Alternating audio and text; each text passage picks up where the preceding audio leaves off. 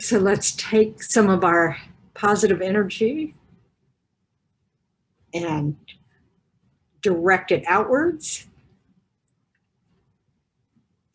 First, we can recite the refuge prayer and then the four immeasurables. Obviously, if you don't take refuge in the three jewels, it's just fine to just, think about,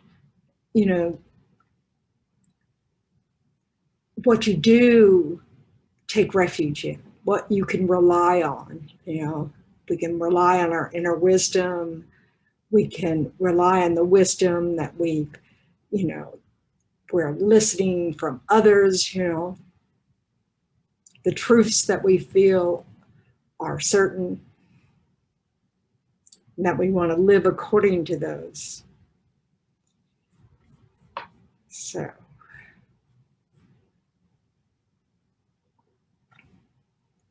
I go for refuge until I'm enlightened to the Buddha, the Dharma, and the Supreme Assembly. By my practice of giving and other perfections, may I become a Buddha to benefit all sentient beings. I go for refuge until I'm enlightened to the Buddha, the Dharma, and the Supreme Assembly.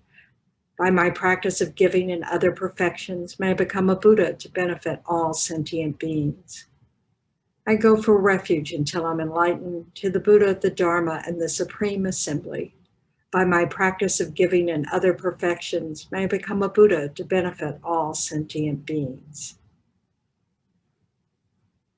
The four immeasurables. May all sentient beings have happiness and the causes of happiness. May all sentient beings be free from suffering and the causes of suffering. May all sentient beings be inseparable from the happiness that is free from suffering. And may all sentient beings abide in equanimity, free from attachment for friends and hatred for enemies.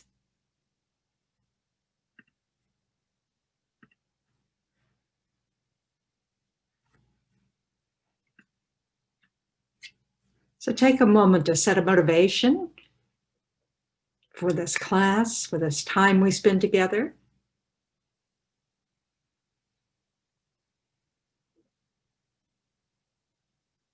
Whatever your personal reason is for showing up.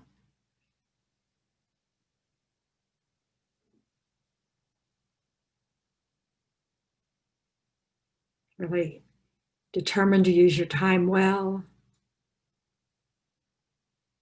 whether it's to benefit ourselves or to benefit the others who showed up, or to benefit the people around us at home, out in the world.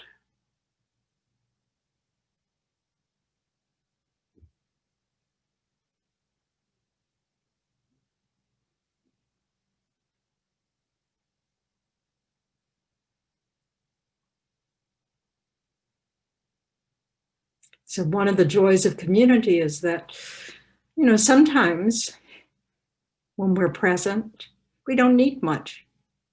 And during those times, we can really, observe and see how our presence can benefit others just by showing up.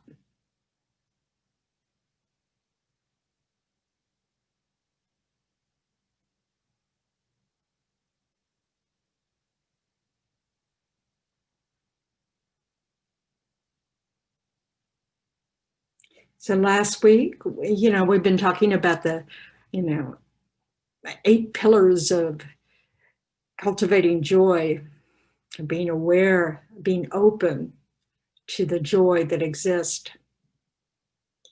Not the joy that exists from getting what you want, or the joy that exists from tasting things you like, or having the perfect view or the perfect temperature, or having lots of resources. But the joy we get from existing, from having our experience of goodness, our good qualities of generosity and patience, and helpfulness and wisdom.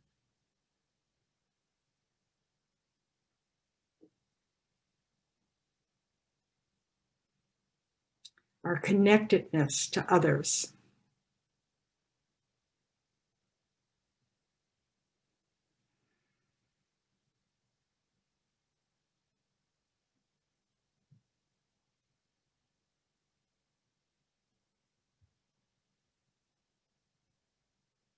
So last week we talked a little bit about the usefulness of gratitude.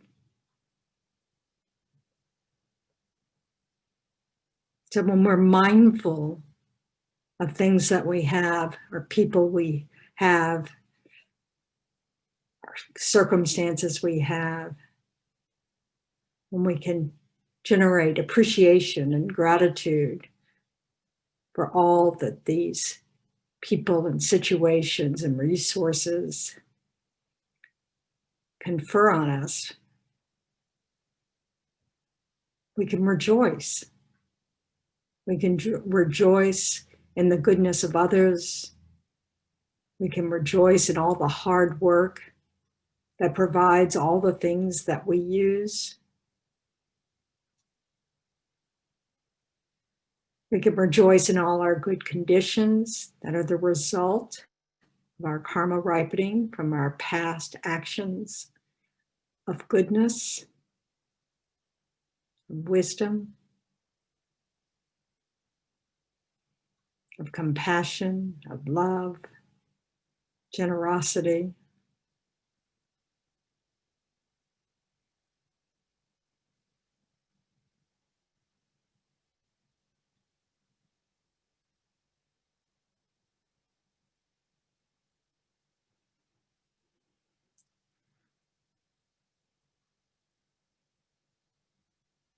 So compassion is the next pillar that is brought up.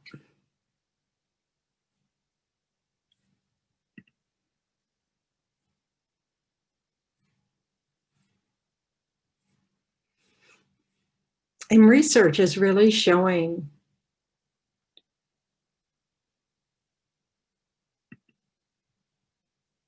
how natural compassion is for us. Well, that, this just, when we see people suffering, we really wish they were free from it. We wish that it wasn't happening for them. And of course, we want to develop this habit for ourselves as well, that when we're suffering, that we acknowledge it, and we wish that we were free from suffering. So we don't want to treat others differently. It's valid to train our mind of compassion also for ourselves. Because the more we practice, the stronger it becomes. So if we think, oh no, that's selfish, then we're practicing, indifference to our own suffering. So we don't want to do that. We also don't want to indulge in our compassion for the self and make it, whatever suffering we have, bigger than it is, as if we're the only ones who've ever suffered in this way. We want to recognize that all sentient beings suffer. This is the nature of cyclic existence. And, it's not great. So the more that we can really wish to be free of it and then try to understand what are the causes of our suffering so that we can abandon the causes of suffering, then we can help ourselves have better conditions, but also help us be able to benefit others by having, it's through our good conditions, through our inner qualities that we can benefit others. People who are in the midst of trauma and difficulties, they're not in that moment of being able to benefit others. But when we're in those good moments, it's an opportunity for us to be beneficial, whether it's just in the form of, shifting our attention away from us to, thinking of others. And in that space, ideas bubble up about how we might be able to be of help in tangible ways.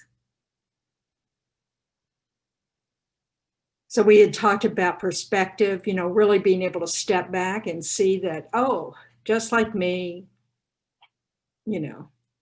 all other sentient beings who are just like me suffer, So my suffering sort of nothing special, certainly something to want to get rid of.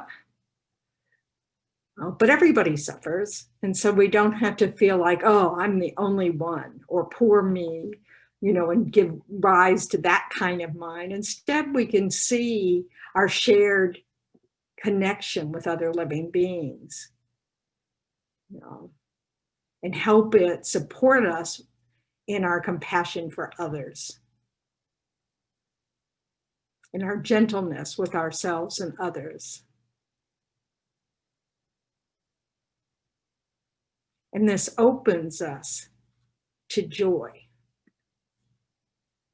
the joy that arises from caring for others, for connecting with others.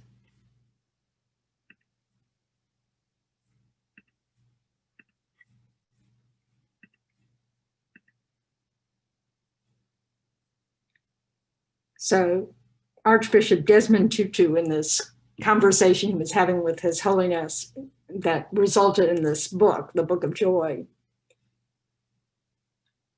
we learn when something happens that tests us. Hello, you said you wanted to be more compassionate. We get very angry with ourselves. We think we ought to be Superman and Superwoman from the start. The Dalai Lama's serenity didn't come fully formed. It was through the practice of prayer and meditation that the gentleness, the compassion grew. This is the value of growth and development.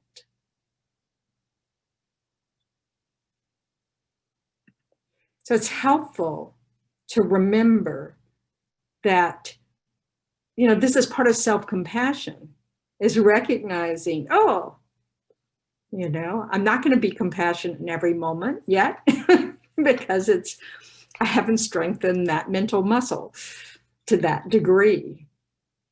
But by having the aspiration and by actually making effort to choose compassion, we're strengthening it. So what is compassion?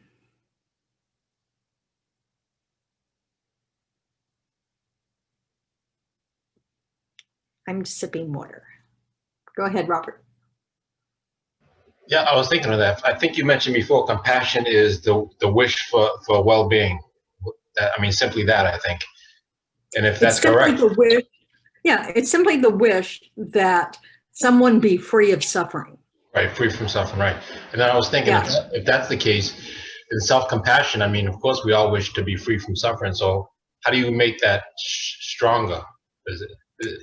I think it's that when we realize that in a moment of pain, of some sort of pain, mental or physical pain, we are being harsh critics of ourselves. We start trashing ourselves or, blaming ourselves for this feeling of suffering, that's not helpful. That yes, we've all created the causes of suffering, and so suffering arises. And in that moment of suffering, we can try to come up with an image that helps us acknowledge the suffering and not be to add suffering to it, an additional mental layer of suffering on top of it. So, Thich Nhat Hanh has this image of the crying baby, that when, you see a crying baby, we don't start a conversation, we just pick up the baby and try to comfort it. So like when we realize, when we have this awareness, oh, we're in a moment of suffering, whatever form it's taking. This is why becoming aware of what's going on in the body can be so helpful, because sometimes that's our first clue that we're suffering, is that we've got some discomfort of, whether it's tension or literally physical pain, or, whatever, that we're holding ourselves tight. We can allow ourselves to take a breath, step back, acknowledge, maybe there's some fear going on, there's some, concern going on, and just give ourselves a minute or less than a minute, just giving ourselves a breath, and not use that condition as an opportunity to berate ourselves, but use it again instead as an opportunity to connect with our, fellow human beings, living beings, that are, in a moment of suffering.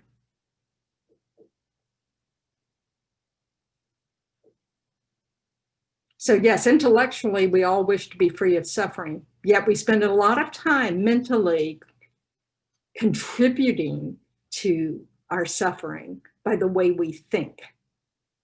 So we want to be aware of that and not just dismiss it. Dismissing it can have a tendency to just try to suppress, and that just blows up in our face later. We really want to be able to acknowledge the discomfort of suffering and move forward. We don't want to drown in our own suffering. That's not the purpose. And we don't want to just ruminate over, oh, I wish I wasn't suffering. I wish this would go away. I wish this would go away. Because that's just dwelling on it. It's not problem solving. It's not coming up with solutions. We want to, however, nourish ourselves, understand that when we're in a period of difficulty, we may need more sleep. We may need to really take care of what we're feeding our bodies. We may need more rest. We may need to just go more slowly, which just means pausing before we say anything, pausing before we do make decisive actions, because we want wisdom to be present. We don't want to just be reacting to our suffering or fears.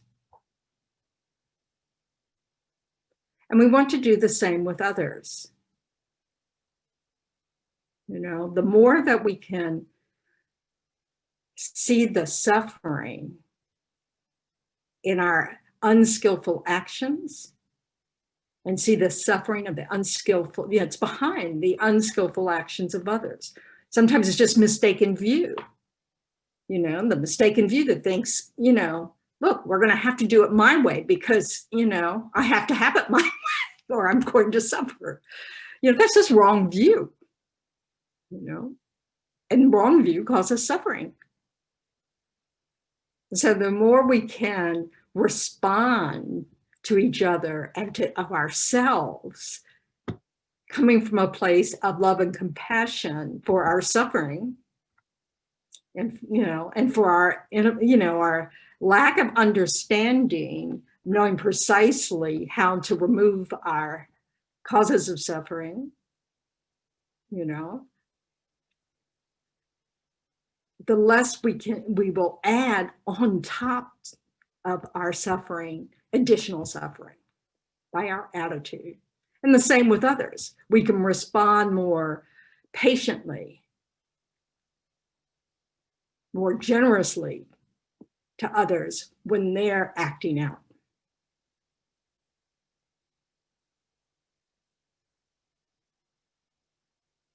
That doesn't mean, becoming a doormat. It just means, inside, instead of taking what words are being said or actions saying as proof that somehow, we've screwed up,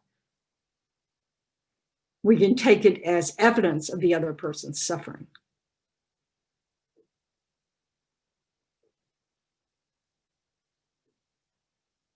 So often we get hooked by the unskillfulness of others and meet it in kind. So they're being unskillful and we respond unskillfully. And so then we have a bigger mess.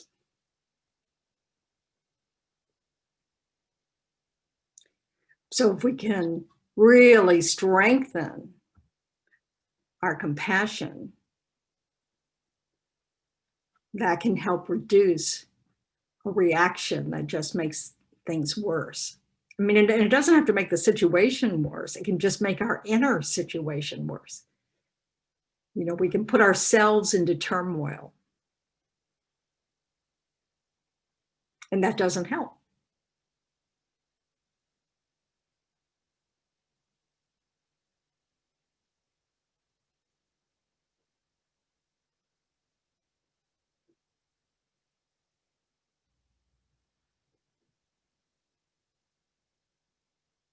And the wonderful thing about turning our minds towards compassion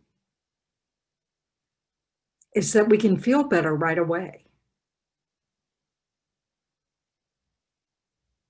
You know, by responding to suffering with a desire for, you know, to comfort,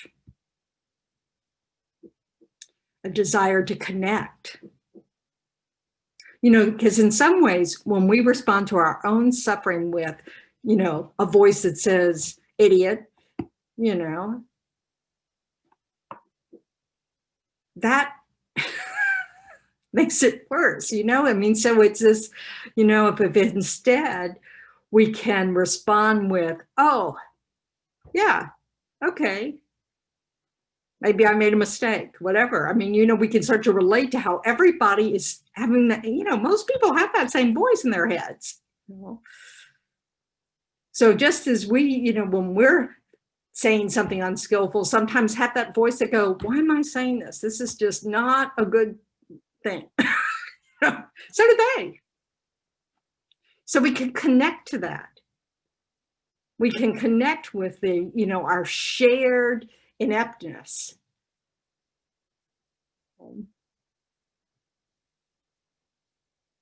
And most people in our lives want to do better.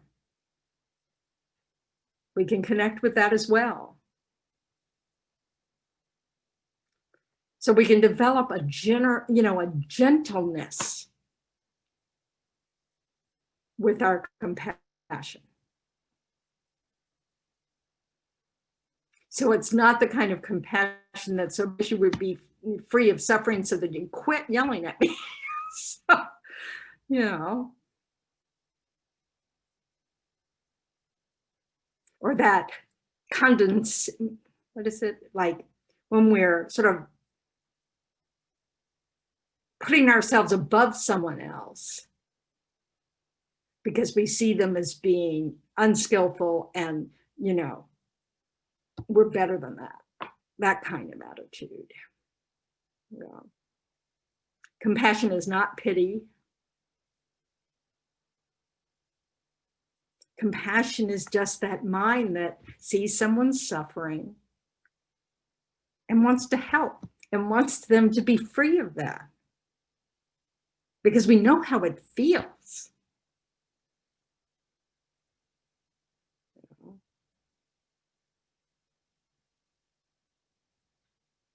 So we don't have to pity ourselves and get trapped by, you know, what Lama Yeshe liked to call the self-pity mind. Oh, poor me, poor me. But we can connect with ourselves and be gentle. And then we can, you know, that will help us be gentle with others. Or if you're gentle with others and harsh with yourself, you want to observe that. So with, you know, while you're being gentle to someone, remind yourself that that's an appropriate response to your own suffering as well. You know, hear it.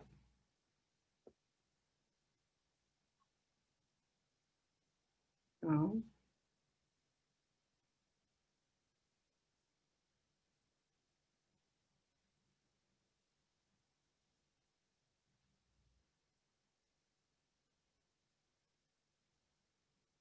Any thoughts or comments?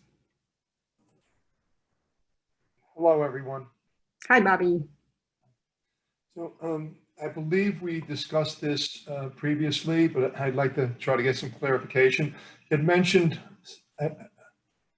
that the body, whether it's a stomach ache, headache, might be letting us know that we haven't responded or something is going on. I think you said that the mind knows before the body. Is it if the body knows that we already missed something? Is that the second? Yes, basically, yeah. Yes. It's just that our mind's really, really fast, you know, and some responses are so habitual that it's as if we don't think about it at all. And that's particularly true for a lot of conditions that we have discomfort arise in. You know, somebody's tone of voice, you know, just triggers a response, you know, and it feels like it's just literally a trigger, but it's not. Your mind has gone through this thing. Oh, that's troublesome. That tone is danger, danger.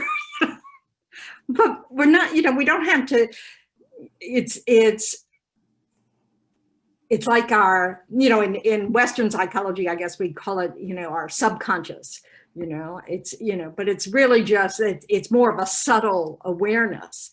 And it's just rapidly going into protection mode in some way, or, you know, beating up myself mode or whatever. But so if we, it's that when we become aware sometimes of the clues that our body's giving us, our responses that are happening in the body, you know, then we can use that as a warning sign that says, oh, check what's going, you're not comfortable. And so that uncomfortable state can be a condition for us to become unskillful. So we want to connect with it as the, you know, earlier and earlier and earlier so that we can take care of that and not just become reactive where, you know, whatever is the condition that's generated this discomfort, you know, be kind of like, oh, I'm not comfortable. Okay, then I need to proceed with caution, because when I have this kind of, you know, hook reaction, it means there's, you know, I'm not reliable anymore. You know, it sort of starts our habit energy flowing, and to get, you know, gives it more power, because we don't like discomfort and we want it and we react to it. But I have another question. I'm sorry. Go ahead. Go ahead. There was some stuff. So this may be just a play on words, but I'm curious what this means. So according to the Oxford Dictionary, compassion, the definition is sympathetic pity and concern for sufferings or misfortunes of others. So is sympathetic pity means something different than just pity? Okay. Well, yeah, maybe. I mean, you know, I'm not here to figure out the English dictionary. I'm defining this according to the Buddhism, what the Buddhist teachings are. So the way the compassion is used in Buddhism is this, it's not this pity mind, but, and it depends on how pity is defined, but it's this connection of understanding suffering, you know, and seeing it in someone else's suffering, and wishing them to not have it, you know, immediately wanting to comfort that. You know, so yeah, I mean, so this, you know, so I think sometimes in English, you know, empathy has, you know, the feeling with, you know, and of course, compassion has this element of empathy of just, you know, that part of the reason we can even recognize someone's suffering is because we know what it is. You know, it's like not that we're, you know, clueless. We know what suffering is and we know what it looks like. We know what conditions can often trigger suffering. You know, like when we see someone, I saw a video this morning of a small child watching their, I mean, like a toddler, you know, just learning to walk age.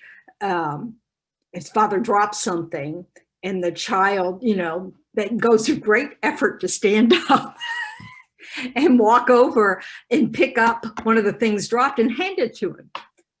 You know, it's just, this is our, you know, our default position, which is, you know, really cool.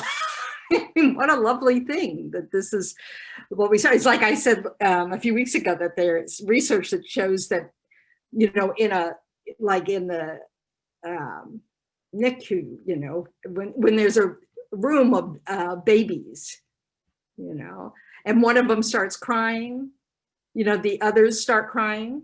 And so they did some research on this, and they had recordings of babies crying, including the baby they were, you know, observing. And so the babies would cry when other babies would cry, but they would not start crying when they heard themselves cry. So it was clearly an other directed action. You know, so when they heard a recording of themselves crying, they didn't react. You know, that's really interesting.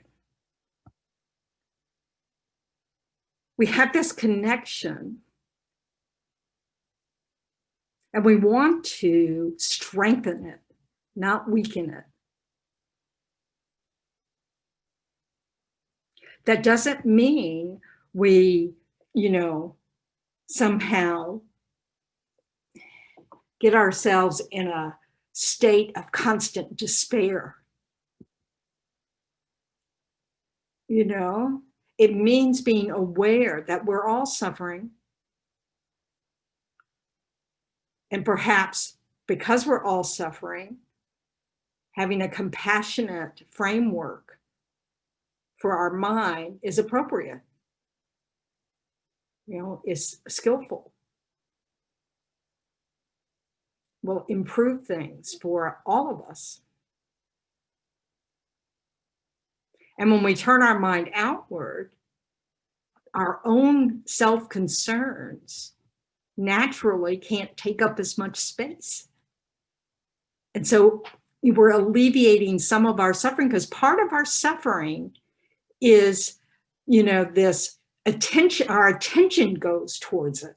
And so it gets bigger.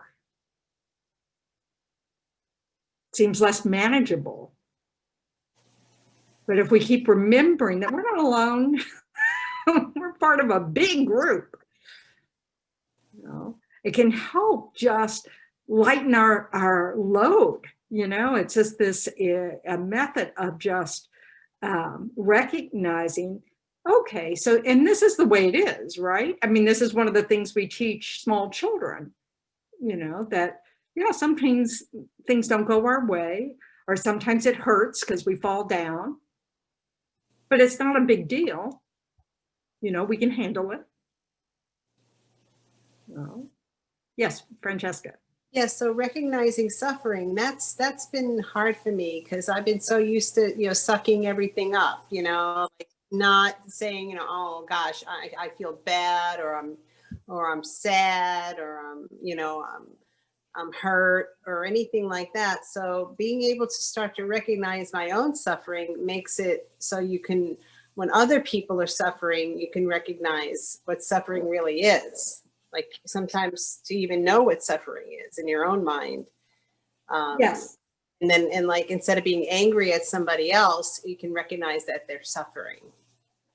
Yeah, I mean, I think that's it. I mean, I think that people who are not in tune to their own suffering may have trouble recognizing the suffering of others. Some people suppress their own suffering because they've been taught to do that, or just, you know, or it's a habit they brought with them from previous lives, whatever. You know, it's this, you know, so we have to, you know, we can't, there's not a blanket statement. It's just going to depend. But there's no question that becoming more aware of our own up and down response to the moments can help us understand that that's what everybody is experiencing. And being gentle with ourselves about that can help us be gentle with others. You know, and it's this, but mostly what I think really being able, responding to our own suffering with compassion and wisdom, you know, helps us have the ability to help others when the opportunity is there. Because suffering, sort of suffering in silence, I mean, it's not the silence part that's the problem. Suppressing suffering is exhausting. You know, not giving yourself any self-care depletes us. Even in Buddhism, you know, which is pretty, you know, pretty enthusiastic about always benefiting others. They talk about the power of relinquishment, that we need rest. And we want to take it regularly enough so that we don't have to take a year off. So, you know, it sort of like needs to be part of our habit to restore ourselves. Just the way sleep restores our body, restores our mind. It's like a reset. You know, we need to do the same, you know, with our, you know, just our daily life. And part of that is recognizing, wow, I've had a hard day. You know, I think I'm going to sit quietly and not listen to anything on the TV because that's just going to heighten, you know, an already agitated or tired mind, tired body, you know, and have a quiet time. Listen to, you know, peaceful music. Yes, Francesca. Yeah, so like empathy, like I didn't really know much about empathy, like even the word. I remember thinking, well, what's the difference between empathy and sympathy? I remember, you know, having that conversation with myself and trying to learn the difference. And I think a lot of that stemmed from really not understanding my own suffering and what it felt like. So to have This is why it's the first noble truth. The first teaching of the Buddha was the truth of suffering. In order to want to be free of suffering, we need to understand the truth of suffering. We suffer.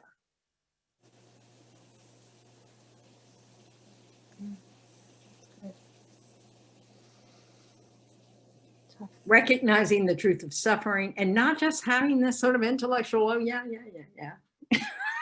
So, but really accepting the truth of suffering, our own and the world's, you know, is the condition, you know, it is what generates the motivation, the drive to understand the truth of the causes of suffering. If we want suffering to end, we need to know what causes it. And then we look at the possibility that suffering can end. You know, so this is the order of the teachings: the truth of suffering, the truth of the causes of suffering, or the origin of suffering, the truth of cessation of suffering, the truth of the path to end suffering. It all starts with recognizing suffering. Yes, Robert.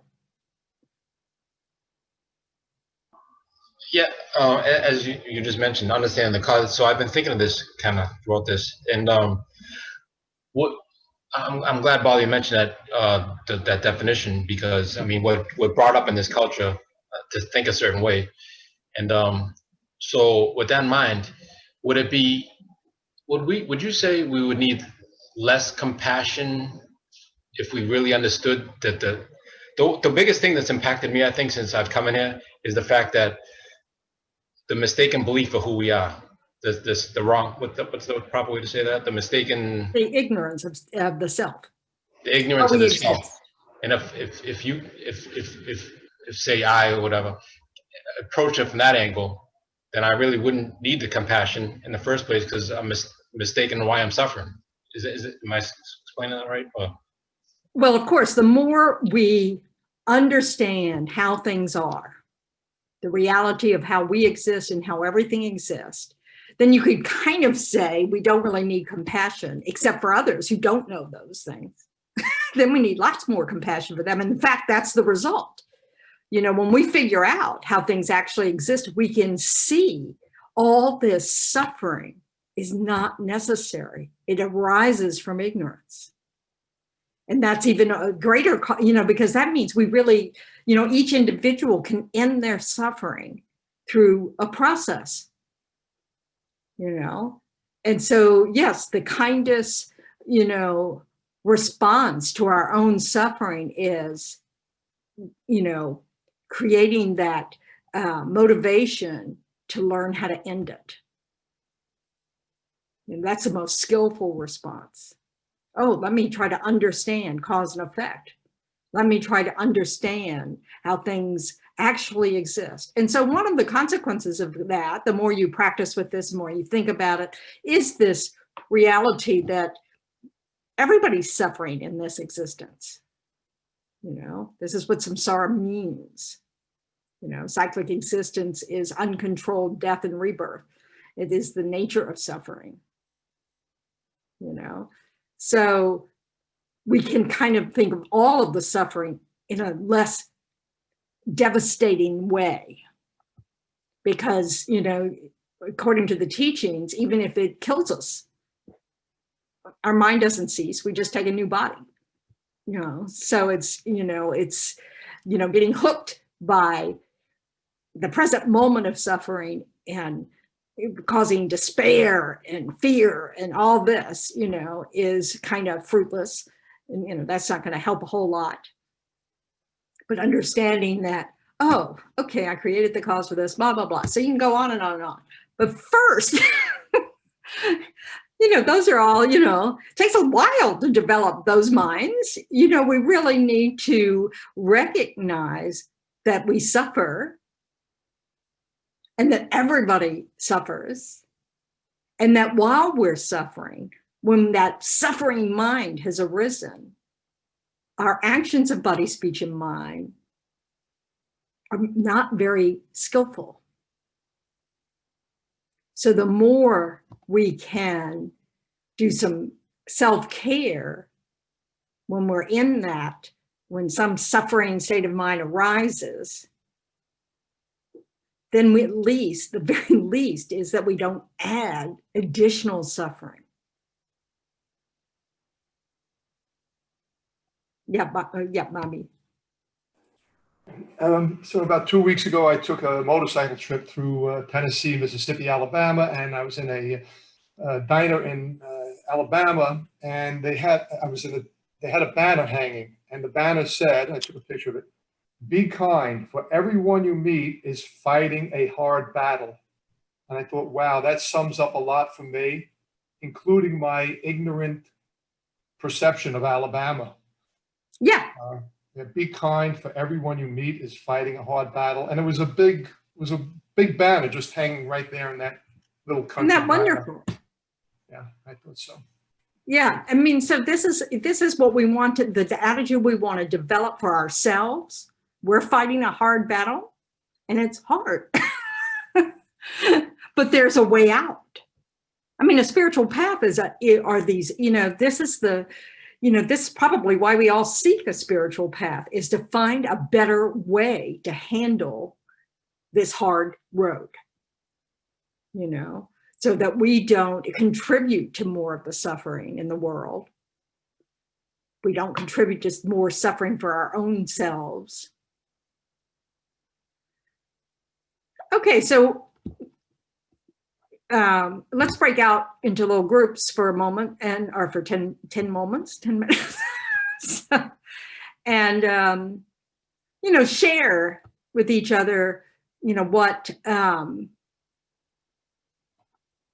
thoughts you have about it, whether it's, you know, what obstacles there are, or what, you know, questions you have, you know, and then we'll bring them back. Okay. Okay, everyone should just have to join the room. So there you go. They are all open for 10 minutes.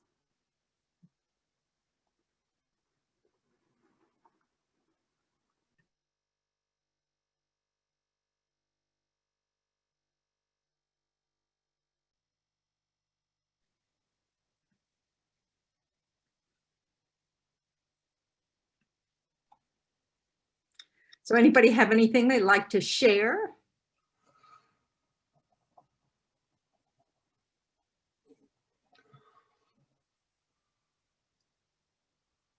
Remember to unmute yourself. Okay, I'll share. Here I go again. We talked a little bit about something, what I was a little confused about, what Robert, I think it was Robert, somebody brought up that when you have, I guess, trying to realize emptiness in a, once you get to that point, you don't have so much suffering, like coming to that point in life, or in the understanding of reality and suffering. You're in suffering, but if you get to the point of realizing emptiness, maybe that's where you don't have so much like suffering in life. Well, when you realize emptiness, technically, if you actually have a direct experience of emptiness, you will have no suffering at all, because the foundation of our suffering is ignorance. Right. So the disturbing emotions that arise, the grasping, all of that ceases. That's what a true cessation is. So, Yes. It's certainly worth aspiring towards and working towards, because that is the root of our suffering, is this misunderstanding of how we exist.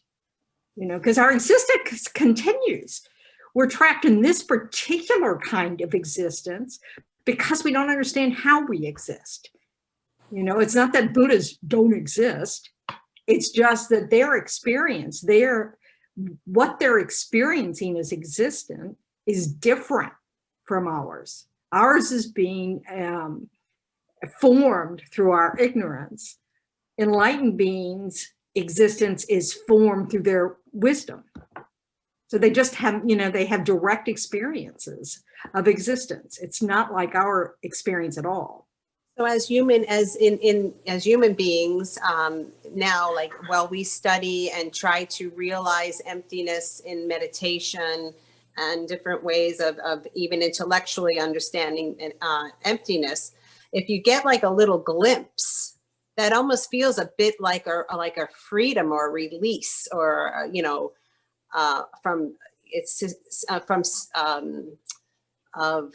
of worry and you just kind of like says to yourself, wow, I can just let it go now. I don't, it is like a letting go, or a, well, and it's perspective, isn't it?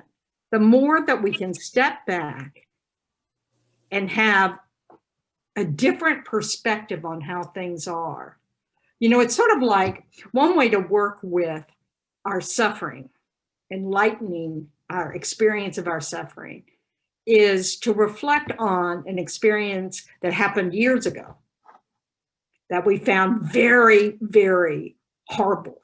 To just really, that word, inexorable, blah, blah, blah. And I can't pronounce it. Okay, but this really, and think about how that ended. You're not experiencing it now. We really want to bring that perspective to things, that things change. And that, part of what our experience of suffering is the depth of how hooked we are by it. Oh, my life's over. Oh, I'll never love again. Oh, it's, whatever it is, I'll never be able to have, I'll never get another job. I'll never have enough to eat. I'll never give up eating too much, oh, I'll never be able to handle having diabetes and never being, and having to watch everything I eat. Oh, I can't give myself, whatever it is,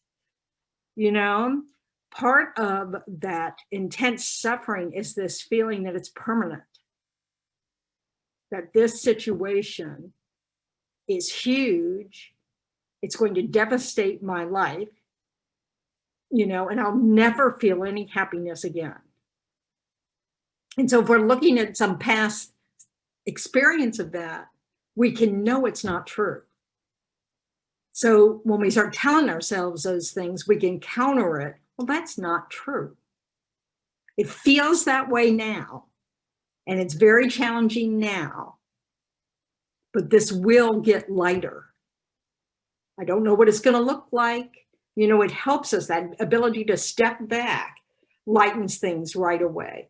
And emptiness is just an extension of that, because it's saying, in fact, the way we think things exist is inaccurate. And the more we understand how things actually exist, you know, we were removing the root cause of our suffering. You know, but in the meantime, we want to recognize that we're experiencing the ripening of our negative actions, you know, so we can look at karma, but we can also think, okay, it's not permanent. I may think it's going to be the end of my world. And it, you know, like we've heard a lot of people saying with COVID, you know, it's like, oh, the new normal, you know, yeah, there may be a new normal kind of thing. But just like whatever that situation was in the past is now something that doesn't concern you from moment to moment now, whatever you're experiencing moment to moment now is not something 5 years from now that's going to, you know, be this huge influence in your life. Things change. And we can rely on that knowledge. You know? So we can rely on, you know, the fact that we have lots of resources to handle whatever circumstances have changed, because we can also look back in our past and reflect on that. Oh, there was a time when I didn't know how to do this, and now I do know how to do this.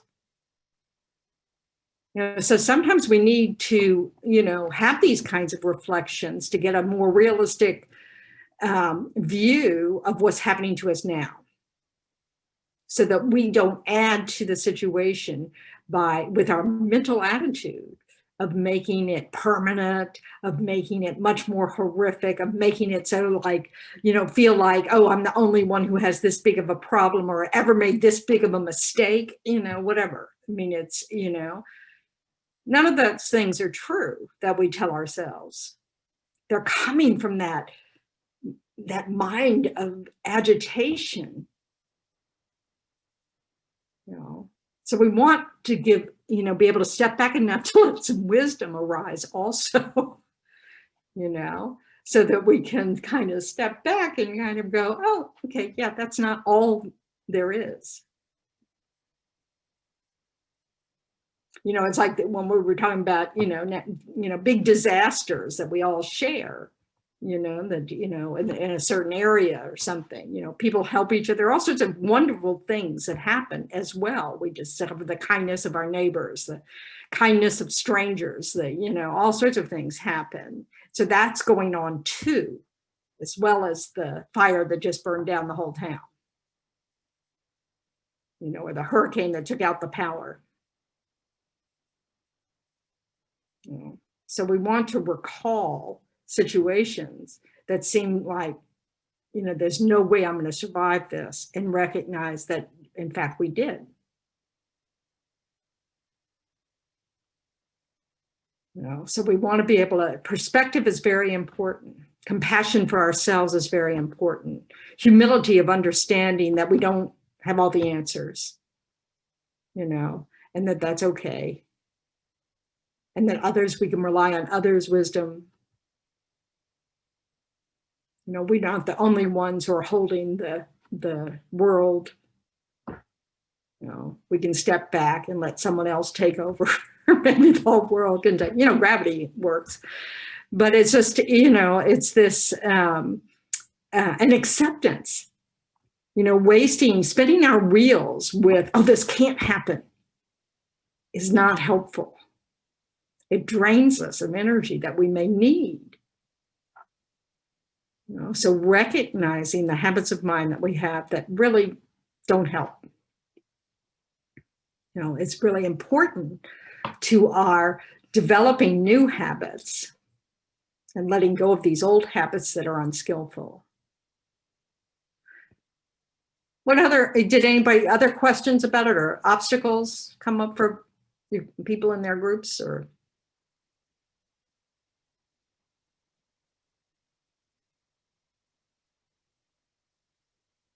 And let me tell you, if you found a solution for everybody's ills, please share that too. Yes, I will say something about that. This talk about compassion brings to mind too, like the ability to actually be able to remove or relieve this suffering, which the Buddhas can do, right? So like, this is very inspiring, and to know that we have this potential to, motivate us and inspire us to be on this path, and not right now, of course, but that it is possible. And that's pretty amazing. So. And it's something that we can rely upon, that we have these skills that can, train, we can develop new habits, we can respond in new ways, we can, all these things. And then we can, if we keep, that can help us be more enthusiastic in studying the teachings and going, okay, like one of the teachings on compassion, this developing of equanimity, part of the developing of equanimity, recognizing that friends, enemies, and strangers are all just labels that depend on our relationship with these people in this moment. And that all those friends, enemies, strangers are someone else's, enemies, friends, strangers, and they've all been strangers at some time. Really understanding that the label that we give is completely, just temporary according to how we relate to that person right now. And that tomorrow could be completely different. Enemies become friends, strangers become friends and enemies, it all changes. And over time, putting such importance to just, helping our friends, and instead trying to take like His Holiness view, but this is part of the teaching. We want to develop affection for all living beings. This understanding we're all suffering, and really having that, affection that says, oh, I wish they were free of suffering. That we need to develop affection. We need to find our connection with all sentient beings, even if it's just, the fact that we have bodies that are vulnerable to pain, even though we know that people act out, because of their suffering, and some are so clueless to these conditions, but they are suffering, and we can have that connection. We can develop affection without liking. Do you understand? We may not like someone's actions,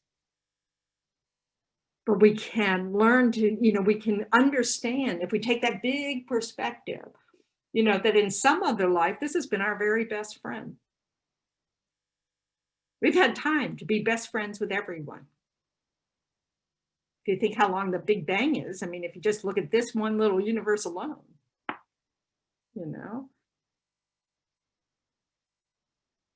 So it's, that takes a certain kind of perspective. But we also can look at it, even if you just look at this life, we know that in different circumstances, if we met people in different places, in different circumstances, they might be our friends. We're judging them just by a certain moment in time, a just brief glimpse. So we really want to set aside our reaction to someone's actions and try to, encourage ourselves to recognize this is a suffering being who doesn't know how to alleviate their suffering. And make a little room in our hearts for them. Because our heart, our mind has no boundaries. So that's the good news. So we don't lose anything by being more inclusive. And it can be very challenging when we don't like someone or their actions. We want to kind of separate, this, I don't like what I know of this person, what the actions that this person does, the beliefs of this person, the views of this person. But, behind all that is this suffering being who had the suffering of birth, who's going to have the suffering of death, who has had the suffering of loss, who has the suffering of not getting what they want, who has the suffering, all those things. And not focus on that we don't agree with them, or that their actions are completely harmful. We can take care to protect ourselves from the harm that people do, but we don't need to protect us from that, the knowledge that that's a suffering living being.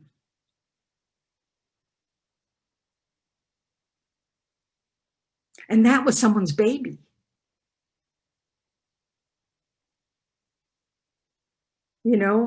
Yes, Deborah. So what would be a good way to manage a situation where you have the opportunity to relieve somebody's suffering, but in doing so, you will extend your own by the nature of the situation at hand? How do you have to really be you have to have wisdom. You have to really look at what are the consequences of me doing this? Can I live with the consequences? So we have to have wisdom. We have to look and kind of go, I can use a very mundane, easy kind of example, is when I first went to Australia, I owned a car. And so I left it with a friend because she seemed to be in need of a car. And I understood that one of those consequences is that the car might be destroyed under someone else's hands, right? That's fine. Well, meanwhile, someone kept asking her to borrow my car, and she kept saying, no, I don't think that's a good idea. No, I don't think that's a good idea. No, I don't think it. And then one day she said, oh, okay, borrow it. And the car had gotten a wreck. And she was horrified. And so I told her, I said, we just have to think about the consequences, as you can't live with the consequences. If you think the consequences will make your mind go berserk, don't do it.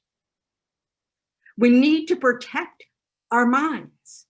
We have to go at the pace we can handle. We want to stretch ourselves, when we can, but we always want to be aware that, sometimes, so we can try things out and go, no, this isn't working. I'm a basket case now, I've got to regroup.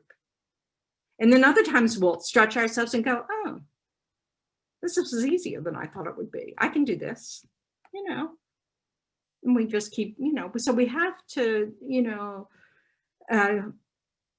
we aspire to being able to do it without regard for how it's going to affect our own bodies, our own minds, where we're just not, concerned about that. But we have to get there, and we won't get there if we keep putting ourselves out too far and failing. Then we'll just get discouraged. We'll think we can't do it, which is not true. We just went too fast. And nobody knows other people's abilities, sometimes we need a therapist to kind of help us find out where we are. That's great, we need those tools. But we do, we also have to trust our inner wisdom, and try to recognize when we're lying to ourselves, when we're kind of going, no, I'm just really feeling too lazy to do that. I just don't want to do that. Then maybe that's that opportunity to stretch a little bit. But other things that are more of a longer term commitment, we want to, really check up, because we don't want to end up with a mind that hates ourselves for having done it, or hates other people for, whatever occurs.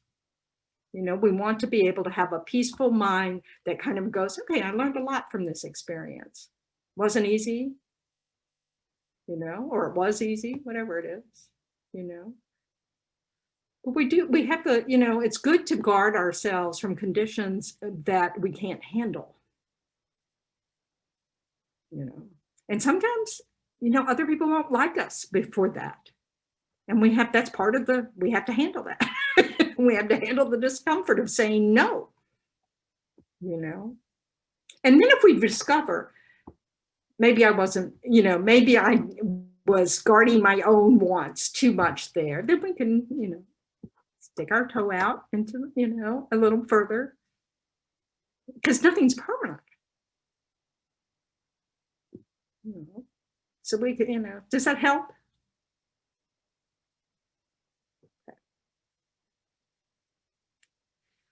We really are trying to, you know, we have inner wisdom. We want to tap into that. And we also lie to ourselves. We want to tap into that. You know, we want to know. And part of this is you know, this is where this awareness of what's going on in the body can help us. Because sometimes, you know, you'll have this little hook, you know, something's, you know, for me, it's that catch at the gut, you know, or diaphragm or somewhere, you know, that just kind of, don't know. You know, I have to look. Oh, is it just fear because I don't know what I'm doing? And so it's new, and, you know, and I have to kind of look at that. Or is it because I really don't think I can handle it? It's too big of a stretch.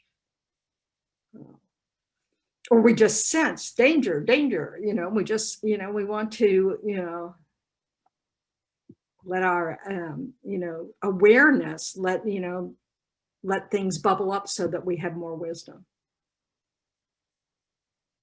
Does that make sense? I've gone off into la la land. So it's just such a wonderful process. Yeah, Tal. We talked about fear and how often fear is an obstacle to compassion. And Robert raised a situation where somebody planted a fear in his mind. And I just think that fear is such a prevalent part of people's experience, especially nowadays. And it's what gets that self-grasping mind that just wants to protect itself going, really amplified. And so that can be, so we were talking about maybe some of the benefits of meditating on emptiness and dependent arising, to make things a little less solid, but it's a challenge, because I think that fear is often what keeps us from helping ourselves and then reaching out and helping other people. Yeah, this is why being aware of what's happening in the body can help, because sometimes the more skilled you become at it, the earlier you catch it, so that it's much more manageable. It's not, you know, so that it's just a certain discomfort, not full-blown fear. But yes, self-grasping is where this fear comes from. We really are afraid of being annihilated. So we want to, you know, we have to, you know, when we're not in the throes of that fear, you know, when it hadn't arisen and we're just, you know, when that passes, which it does, when that passes, we want to reflect on whether or not the fear makes any sense. Not in the sense of, you know, of course, fear is just a, you know, but really look at, is it true? Is you know, what I'm being told, is it true? What I know, you know, like impermanence, dependent arising, you know, what do those things say about what's happening? You know, yes, you know, and like right now, it's possible any one of us could catch COVID before next week end, you know, and get very sick. Some of us might die, you know, I mean, that's what's happening in the world. People get sick and they die. We all are going to die. That's not a question. Whether we die of this illness or some other illness, whether we get hit by a car later today, or, you know, we contract an illness. I mean, we are vulnerable to that reality. So we need to be able to accept the reality and then look at particular conditions and make decisions accordingly and not let the fear drive us, you know?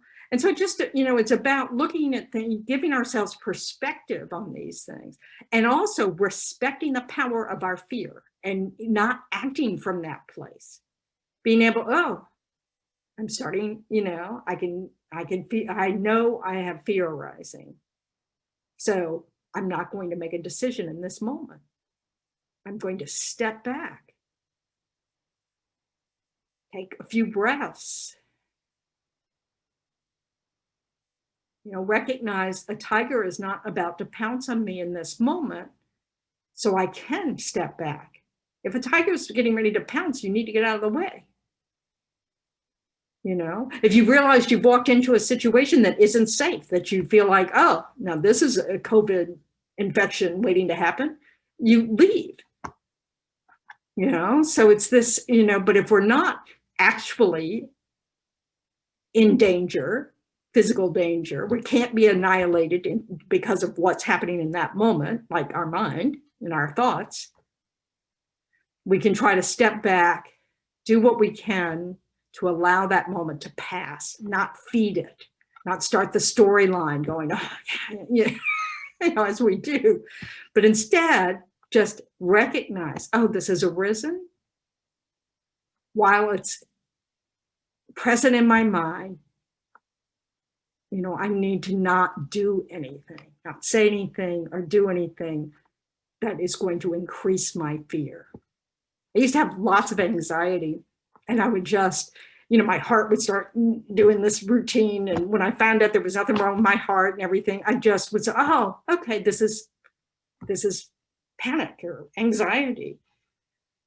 But it's, it's not anything but my mind. I don't have to go to the emergency room. It will pass. And I would have to tell myself, I'm not going to do anything to make it worse. I'm not going to just ignore it and demand of myself more, I don't know, courage. I'm just going to accept that that's what's arisen and pause.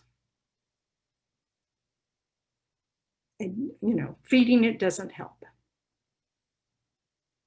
Does that help? I mean, does that make sense, the process? Yeah, fear is naturally what arises from self-grasping.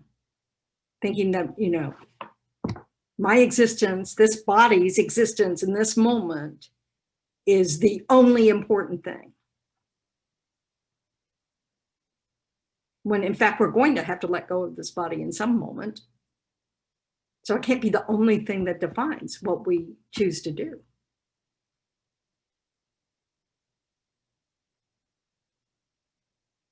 But we can't, as someone, I personally know from my experience that we can reduce the level of fear in our lives by how we think, by stopping conversations we're having in our mind, pausing, and doing it again and again as many times as it takes. And sometimes it arises a lot because of our circumstances. So that's that's recognizing I'm in a condition where I need a little more space. I need more rest. I need exercise. I need to eat right because I need more space to handle the strong states of mind that are arising.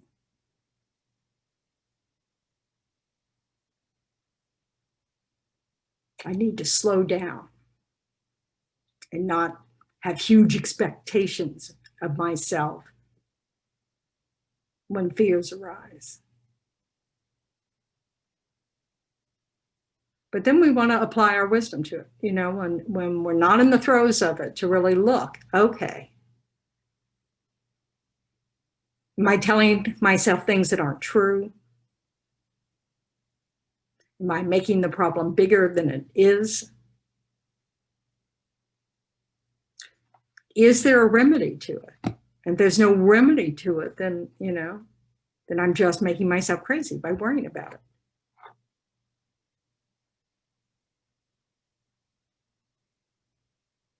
Do I need outside help? Do I need to get help from someone else because I'm, really struggling?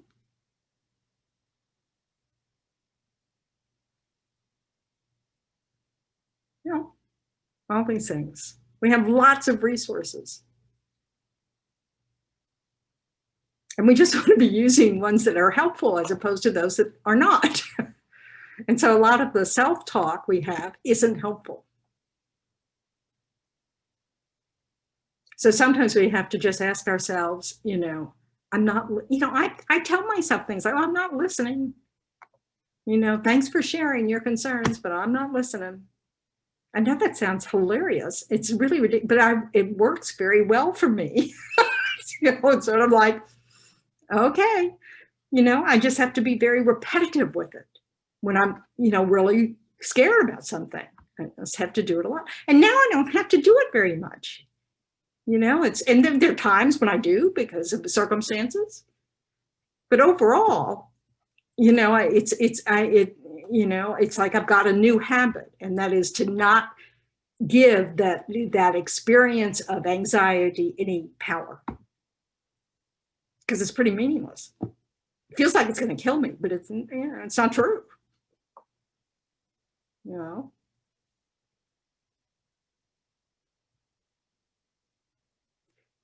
So it's about, if you love the people around you, then you want to take good care of the self. Because if we don't do good self-care, we're not going to take good care of the people around us. So lots to think about, or not, I don't know.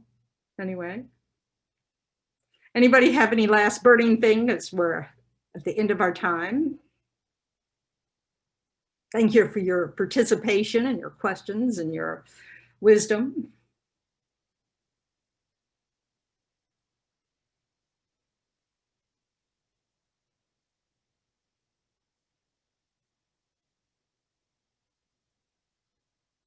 Nicole, did you have announcements for this week?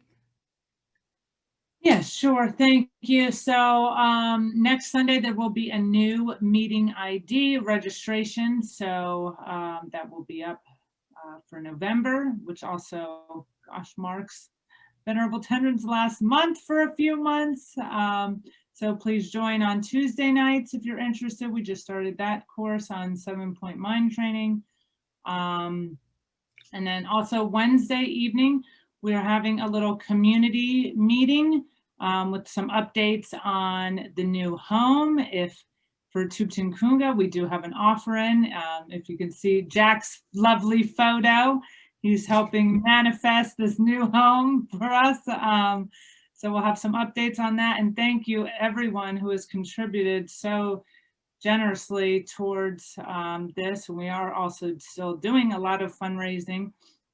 And if you'd like to send a larger donation, please do so. Please do. Yes, please do. Thank you. And then we're also fundraising. Let us hear from you. I mean, it's not going to work if the community doesn't want it. Yes. So, one way to say yes is, of course, to make a donation. But it's, if we don't support it, which means not just the finances, but if we're not going to be willing to clean it, if we're not willing to, work in the garden, if we're not willing, now not everybody can do those things, but we will need people. So, if you're just not interested, we want to hear from you, but we also want to hear from you if you want us to keep, we did Medicine Buddha Puja last night and dedicated it to whatever might be most beneficial, that kind of thing. So we want to hear. And I'm not finished in October. I have November as well. So, I don't want you to think I'm just, through Thanksgiving or up to Thanksgiving, I'm working. So that's what I meant. I meant through November. Sorry if there was confusion there. Yeah, this isn't the last month, but it's almost. November. Other announcements. So Wednesday night we have a update meeting. And Tuesday night, we're doing 7-point mind training. Thursday night, Nick Rebush continues with spiritual teacher. That's probably the last one, right? Because yes, and then Venerable Amy will start transforming problems on Thursdays in November. Okay. For now, thank you all. Thank you, Venerable Tendron. So we'll recite our dedication. So we take our motivation we had at the beginning. and rejoice that we followed through. That's always good. And then we want to be generous with whatever positive potentials we place in our mind stream. So we want to think of others, and we want to make the wish that these positive potentials, when they ripen, that they don't exhaust until there are no suffering sentient beings at all.